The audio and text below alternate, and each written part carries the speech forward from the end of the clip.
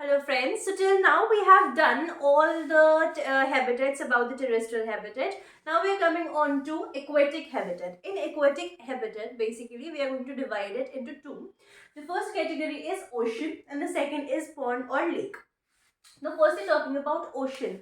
What are the characteristic features that we observe in the animals or plants that are present in the ocean? So firstly, talking about the animals, first is the body shape. You will observe that all the animals in the ocean that live inside the ocean have a streamlined body that is tapering towards the end this way, right? So basically what we are observing, it is a streamlined body. It is not having breadth enough. I have already explained the structure of fish and the movement that it shows inside the water. So you can go and check it out in the previous videos. Now this is the streamlined body that helps the fish to maintain the balance and to swim inside the water at any depth. It can also come near the surface of the water, or it can go inside, deep inside the water, right? So the shape of the body helps the animals, helps the fishes inside the water to move in that direction, right? On the other hand, the animals which do not have the streamlined body, for example, if we talk about octopus, right? So you see,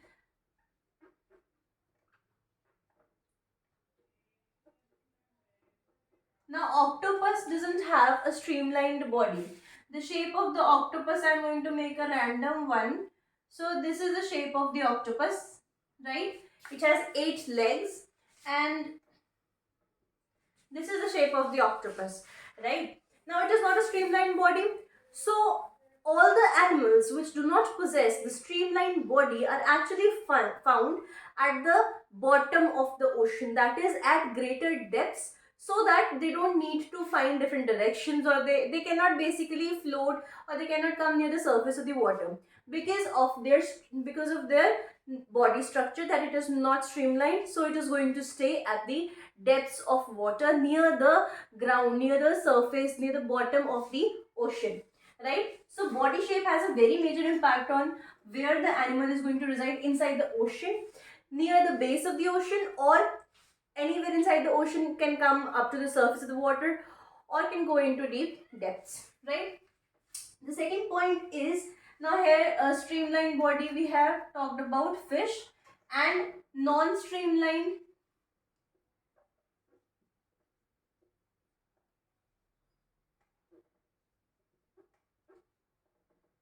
it is octopus, right? Now the next point is about, now we have talked about the body shape. Now how do animals breathe? Animals inside the water actually take up the oxygen from the water that is dissolved in water. The oxygen that is dissolved in water is taken up by the animals through gills. Okay. So you can say breathing, or we can term it as consumption of oxygen,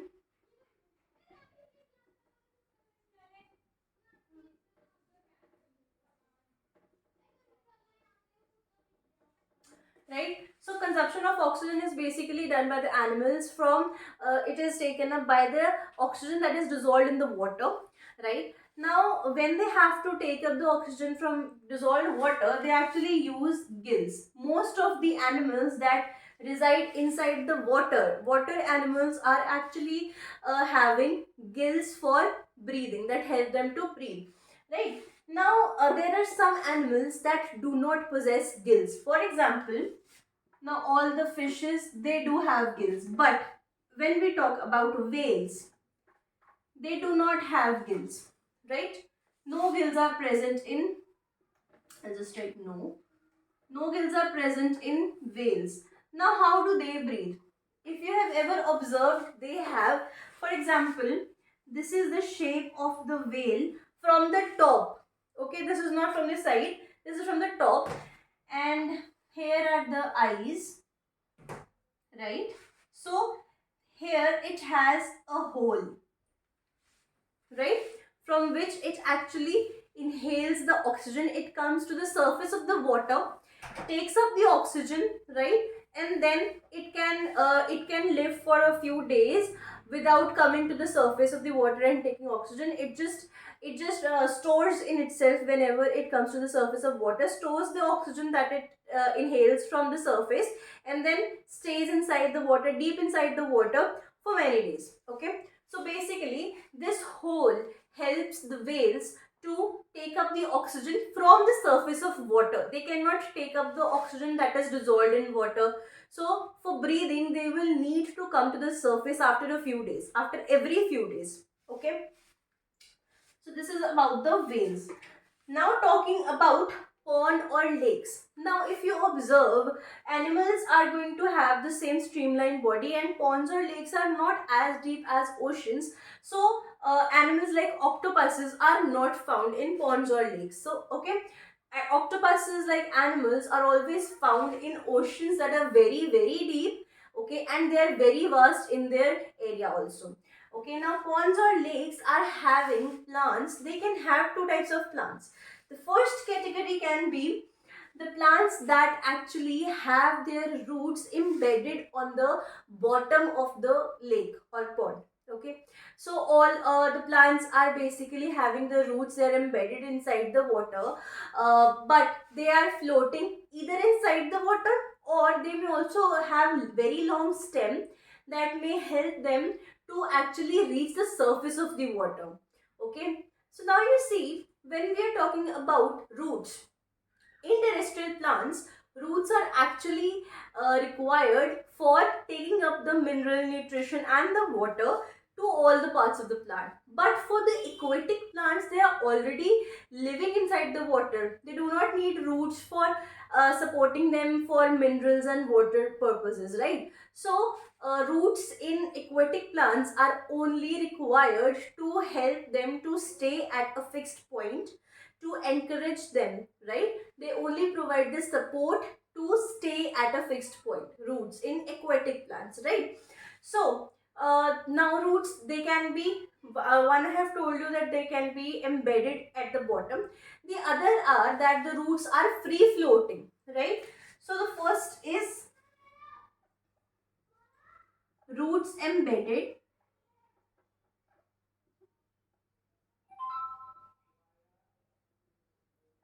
at bottom of the pond or lake,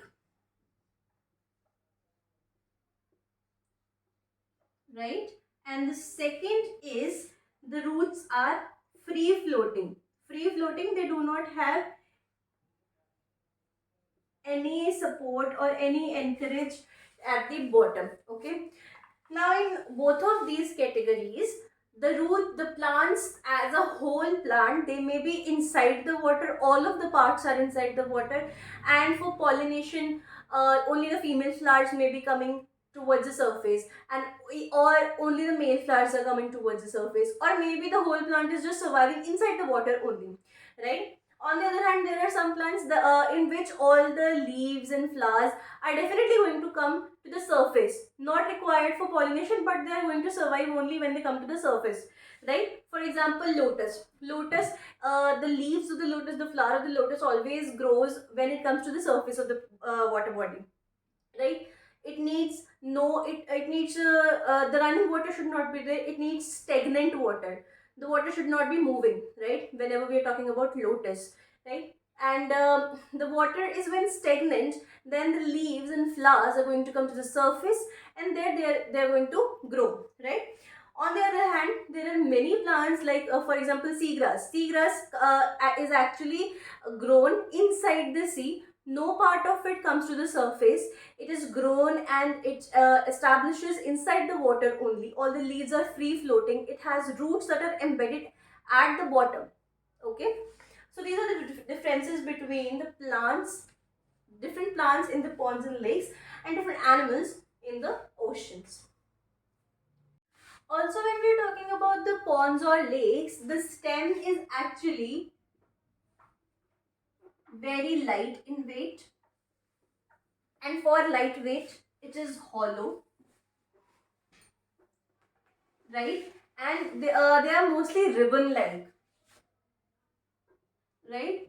So when we are talking about the free flowing water, so the ribbon like stem actually help them to just float and go with the flow. Okay, on the other hand, when we are talking about animals inside the ponds or lakes, we are taking the example of frog. Now you see, frog is an animal that can actually survive inside the water as well as on the surface of the water and on the land also, right? So frogs basically have a very strong hind limbs, that is the back limbs. Okay, so strong hind limbs.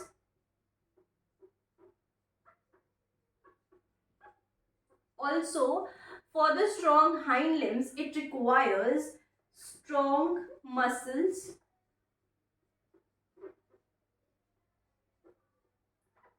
Okay, the strong muscles and strong hind limbs help the frog to easily jump. It actually jumps to move from one surface to the other.